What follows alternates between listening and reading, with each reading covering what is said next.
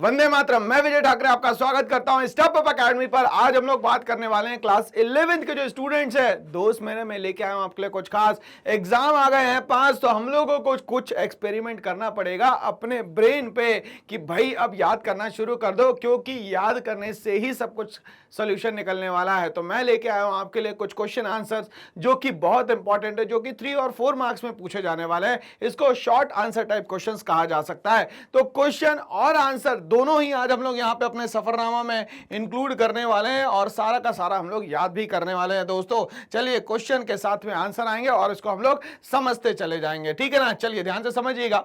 Define statistics in plural sense. Statistics को हम लोग डिफाइन करते हैं प्लूरल सेंस में। कैसे?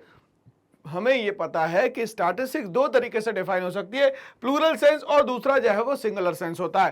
प्लूरल सेंस में हमेशा न्यूमेरिकल डेटा को हम लोग रिप्रेजेंट करते हैं और जो सिंगुलर सेंस होता है उसमें हमेशा हम लोग मेथड्स को क्या करते हैं, रिप्रेजेंट करते हैं। सिंगुलर सेंस में अगर हम लोग बात करें तो हमारे 5 और तरीके होते हैं, जिसको हम लोग बोलते हैं कलेक्शन, ऑर्गेनाइजेशन, प्रेजेंटेशन, एनालिसिस और इंटरप्रिटेशन ऑफ द डेटा। चलिए हम लोग इस क्वेश्चन पे आते हैं भाई। तो हम लोग सारी चीजों को एक साथ एनालाइज कर रहे हैं ताकि एग्जाम में हमारे से कुछ भी छूट ना जाए। चलिए, in the plural sense statistics means numerical fact. Plural sense में देखा जाए तो स्टैटिस्टिक्स का मतलब होता है नंबर्स के फॉर्म में जो भी फैक्ट्स होते हैं उसको कहा जाता है यहां पे प्लूरल सेंस। सिस्टमैटिकली, बट जैसे इसको रखा जाएगा वो एक सिस्टम बना होना चाहिए, अनसिस्टमैटिकली इसको नहीं रख सकते। Collected relating to any field of inquiry. अब वो किसी भी फील्ड की इंक्वायरी जो है, जो आपने कलेक्ट करी है, उसको सिस्टमैटिक वे में रखने का काम ही प्लूरल सेंस का दोस्तों यहां पे होता है। In other words statistics in its plural sense refers to the data. अब अगर हम लोग स्टैटिस्टिक्स को प्लूरल सेंस में कंसीडर करें तो ये अपने आप में एक डेटा होता है और डेटा का मतलब होता है मीनिंगफुल इंफॉर्मेशन। जब भी हम लोग मीनिंगफुल इंफॉर्मेशन की बात करते हैं तो वो हमेशा प्लूरल सेंस में आएगा। किस में आएगा दोस्तों? प्लूरल सेंस में आएगा। तो इस तरीके से क्वेश्चन नंबर 1 जो है हमारा तैयार हो जाता है दोस्तों। तो याद क्या रखना है कि प्लूरल सेंस में हमेशा न्यूमेरिकल डेटा पे फोकस किया जाएगा। क्वेश्चन नंबर 2 पे आते हैं। Define statistics as a singular sense. अब स्टैटिस्टिक्स को आप डिफाइन करिए कि सिंगुलर सेंस में क्या होता है भाई। Discuss various statistical method involve in it. और बताना है आपको कि स्टैटिस्टिकल मेथड जो भी होते हैं वो कितने होते हैं, कैसे होते हैं, किस तरीके से यहां पे काम करते हैं। चलिए एक एक चीज को समझने की कोशिश करें। सबसे पहले हम लोग सिंगुलर सेंस को समझे। In the singular sense, statistics means the science of statistics. Statistics का मतलब होता है science of statistics। कहने का सीधा सीधा मतलब यह है कि हर चीज के पीछे रीजन अगर आप बता पाते हो तो इसी को बोला जाता है साइंस ऑफ स्टैटिस्टिक्स। और स्टैटिस्टिकल मेथड, या तो हम लोग कहते हैं इसको statistical method. It refers to the technique. ये बताता है कि किस तरीके की टेक्निक है और मेथड्स है। Relating to analysis. Relating to analysis का मतलब क्या होता है? एनालाइज करने का मतलब होता है कोई चीज कैसी है और अब कैसी है, उसके बीच में कंपैरिजन करना ही कहीं ना कहीं कहलाता है एनालिसिस। तो ये सिंगुलर सेंस में बहुत आसानी से हम लोग क्या कर सकते हैं, एनालिसिस भी कर सकते हैं। फिर हम लोग क्या कर सकते हैं, डेटा को कलेक्शन भी कर सकते हैं। फिर हम लोग उसको प्रेजेंट भी कर सकते हैं, क्लासिफाई भी कर सकते हैं और इंटरप्रेट भी कर सकते हैं कि ये जो डेटा है वो सही फॉर्म में है या नहीं है। Of quantitative data. और क्या बताता है ये? क्वांटिटेटिव डेटा के बारे में बताता है। तो स्टैटिस्टिक्स जनरली हमेशा क्वांटिटेटिव डेटा के फॉर्म में होती है, क्वालिटेटिव डेटा के फॉर्म में नहीं होती है। इतनी सी बात हम लोग को यहां पे याद रखनी है दोस्तों। तो यहां पे सिंगुलर सेंस की कहानी भी समाप्त होती है। आगे बढ़ते हैं। Distinguish between. डिफरेंस बताना है भाई statistics in singular sense and in statistics in the plural sense. ठीक है, तो यहां पे हम लोग को सिंगुलर सेंस में भी बताना है और यहां पे प्लूरल सेंस में जो डिफरेंस है वो क्या हो सकता है ये हम लोगों को क्लियर कट बताना है। Statistics in the plural form means the systematic collection of numerical facts. अगर हम लोग बात करें प्लूरल सेंस में तो यहां पे हमेशा न्यूमेरिकल फैक्ट्स आते हैं, नंबर्स आते हैं। Whereas in the singular form the statistics means. अब जब हम लोग सिंगुलर फॉर्म में आते हैं तो स्टैटिस्टिक्स का मतलब चेंज हो जाता है, the science of collecting and classification of the data. तो ऐसी कोई कहानी जिसके पीछे आपको रीजन समझ में आ रहा है, इसको हम लोग बोलते हैं science of collecting and classification of data. तो जो भी डेटा आता है उसके हिसाब से हम लोग यहाँ पे पे बाइफर्गेशन करते थे दोस्तों। तो यहाँ पे सिंगुलर सेंस और प्लूरल सेंस के बीच का डिफरेंस हम लोग को समझ में आ चुका है। आगे बढ़ते हैं। How is statistics important for studying economics? Statistics किस तरीके से इंपॉर्टेंट है कि हम लोग यहाँ पे इकोनॉमिक्स को पढ़ सकते हैं, मतलब इकोनॉमिक्स को किस तरीके से स्टैटिस्टिक्स जो है आसान से भी बहुत आसान बना देता है दोस्तों। चलिए समझते हैं। The field of statistics deal with collection. Deal with collection का मतलब है डेटा को ये कलेक्ट करके लाता है, फिर ये ऑर्गेनाइज करता है, फिर ये एनालाइज करता है, इंटरप्रेट करता है। तो इसको याद करने के लिए हम लोग COPAI याद करते हैं। कलेक्शन, ऑर्गेनाइजेशन, प्रेजेंटेशन, एनालिसिस और interpretation of data. Statistics plays a vital role. Statistics जो है बहुत इंपॉर्टेंट रोल प्ले करता है इन अंडरस्टैंडिंग इकोनॉमिक डेटा। तो इकोनॉमिक डेटा को समझने के लिए स्टैटिस्टिक्स इंपॉर्टेंट रोल प्ले करता है। Such as the relationship between quantity and price. और दूसरा यहाँ पे प्राइस और क्वांटिटी का किस तरीके से कैसा रिलेशन होता है ये भी यहाँ पे बताने की कोशिश करते हैं। सप्लाई एंड डिमांड, क्या मार्केट में सप्लाई हो रही है प्रोडक्ट की और क्या डिमांड है मार्केट में पर्टिकुलर प्रोडक्ट की, ये सब बताने का काम यहाँ किया जाता है। इकोनॉमिक आउटपुट क्या होगा, मतलब इससे कंट्री का क्या फायदा होगा। जीडीपी क्या होगी, ग्रॉस डोमेस्टिक प्रोडक्ट क्या रहेगा। तो ये जीडीपी क्या होता है भाई, इन लोग को समझने की कोशिश करें। तो GDP refers to the production of goods and services made by the resident of the country in an accounting year is known as GDP. एक साल के अंदर हमारी कंट्री के अंदर जितने भी लोगों ने जो भी प्रोडक्ट बनाया उससे क्रिएट होती है हमारी दोस्तों यहाँ पे जीडीपी। पर कैपिटा इनकम, एक एक बंदे के पास कितना पैसा है जो कि उसकी स्टैंडर्ड ऑफ लिविंग शो करता है। हम निकालेंगे कैसे पर कैपिटा इनकम को, तो नेशनल इनकम को पॉपुलेशन से डिवाइड कर दीजिए, आगे हमारा per capita income of Nations etcetera. तो इस तरीके से कहीं ना कहीं इकोनॉमिक्स में स्टैटिस्टिक्स जो है वो बहुत ज्यादा मददगार होती है, बहुत ज्यादा हेल्प करती है। Explain in the limitation of statistics. बताइए भाई स्टैटिस्टिक्स किस किस जगह पे काम कर सकती है, क्या हर जगह स्टैटिस्टिक्स काम कर सकती है। ऑन हेट्रोजीनियस डेटा, जो डेटा ना मिल सके उसको बोलते हैं heterogeneous data. Statistics can not be implemented. अब बोल रहा है हेट्रोजीनियस डेटा में स्टैटिस्टिक्स जो है वो इंप्लीमेंट नहीं हो पाती, मतलब होमोजीनियस डेटा में इंप्लीमेंट हो पाती होगी।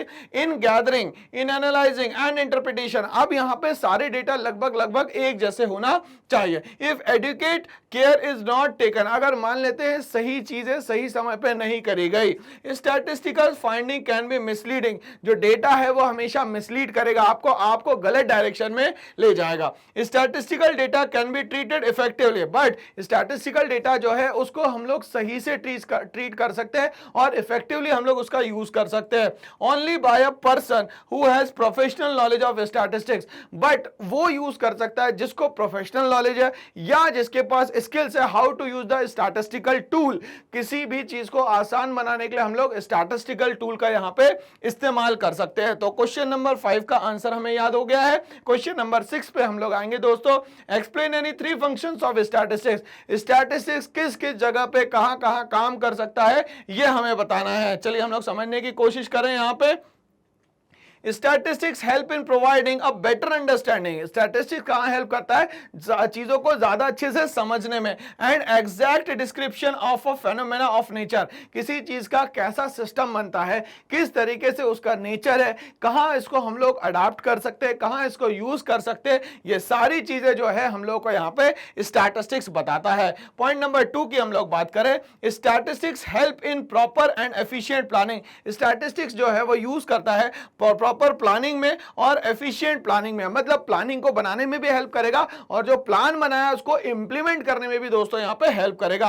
Of a statistical inquiry in any field of the study, किसी भी जगह आप इसकी स्टडी करें बट ये हर जगह इफेक्टिव होगा और एफिशिएंट मैनर में दोस्तों काम करेगा। Point number 3, statistics help in collecting appropriate quantitative data. Statistics help करता है जितने भी न्यूमेरिकल फॉर्म ऑफ डेटा होता है, नंबर्स के फॉर्म में डेटा होता है, उस हर डेटा में ये आपको हेल्प करने का काम करेगा दोस्तों। आगे बढ़ते हैं हम लोग, नेक्स्ट क्वेश्चन पे आते हैं। स्क्रीन पे है next question. Discuss the importance of statistics in economic planning. Economic planning में स्टैटिस्टिक्स का क्या रोल है, क्या यहाँ पे काम करेगी स्टैटिस्टिक्स, वो दोस्तों यहाँ पे हम लोग को बताना है। चलिए आंसर हम लोग एक बार याद करने की कोशिश करें। It will be possible only when data are available. पहला तो ये है कि हेल्प तो तब होगी जब आपके पास कोई डेटा अवेलेबल होगा। अगर डेटा ही अवेलेबल नहीं है तो अब आप कुछ नहीं कर सकते।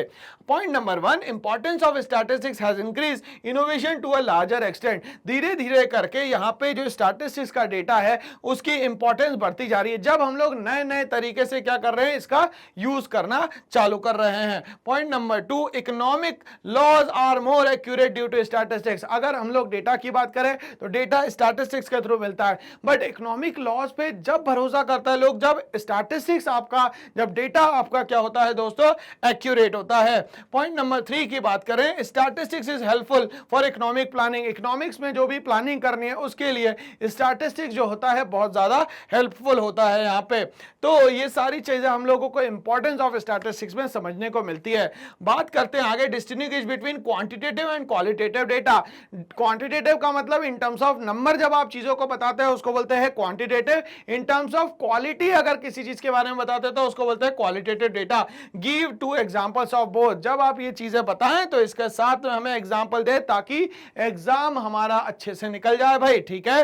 The main difference between qualitative and quantitative data is that qualitative data is descriptive. Qualitative data हमेशा डिस्क्रिप्टिव रहेगा, मतलब इन टर्म्स ऑफ वर्ड्स होगा, जैसे गुड बैड, ठीक है। तो नंबर के टर्म में नहीं, यहां पे वर्ड्स के अगर टर्म में मैं बताता हूं तो उसको बोलते हैं हम लोग क्वालिटेटिव डेटा।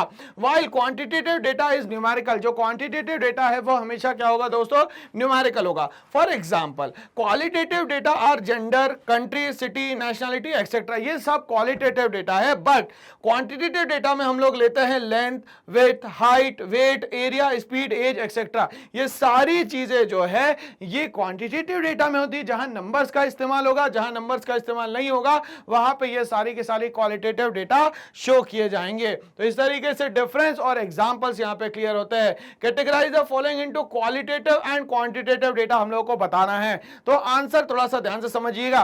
क्वालिटेटिव वो जहां नंबर्स का इस्तेमाल ना हो, क्वांटिटेटिव वो जहां पे नंबर्स का इस्तेमाल हो। मतलब marks of a student, number का इस्तेमाल हो गया। एक्सपेंडिचर ऑफ फैमिली, भाई मनी का इस्तेमाल हो गया, पैसा, ठीक है। ऑनेस्टी ऑफ एम्प्लॉयज, भैया पैसे का इस्तेमाल नहीं होगा, ये क्वालिटेटिव हो गया। वेजेस ऑफ वर्कर्स, क्वांटिटेटिव हो गया। इंटेलिजेंस ऑफ स्टूडेंट नहीं मेजर की जा सकती, क्वालिटेटिव हो गई।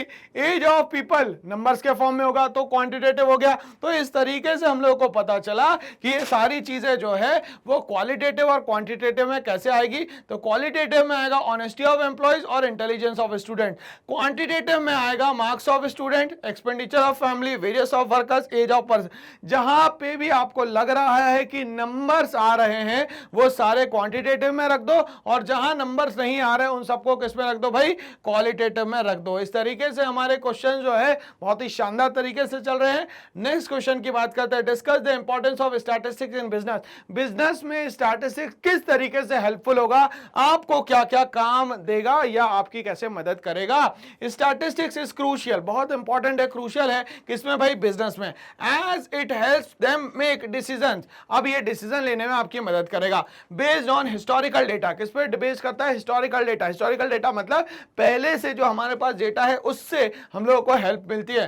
And ongoing trend, ongoing trend का मतलब होता है आज जो चीजें चल रही है और पहले जो थी उन दोनों को कोरिलेट करने का काम भी स्टैटिस्टिक्स करती है। The correct data always serves as the basis for critical decision. अगर करेक्ट डेटा है तो डिसीजन बहुत शानदार होगा, बहुत शानदार होगा। बट अगर ऐसा नहीं है तो आपका जो डिसीजन होगा वो गलत डिसीजन हो जाएगा। This is why business always go to in depth research to grow their venture. इसीलिए बिजनेस धीरे धीरे करके क्या होता है, ग्रो करता चला जाता है। क्यों ग्रो करता हुआ चला जाता है, क्यों, क्योंकि स्टैटिस्टिकल डेटा आपके पास बहुत अप्रोप्रिएट रखा रहता है इसी के कारण। तो इस तरीके से हमारे जो शॉर्ट क्वेश्चंस है वो समाप्त होते हैं। ऐसी और वीडियोस के लिए बने रहिए मेरे साथ। करना एक छोटा सा काम, इस चैनल को लाइक शेयर सब्सक्राइब करना ना भूले। Thanks for watching all.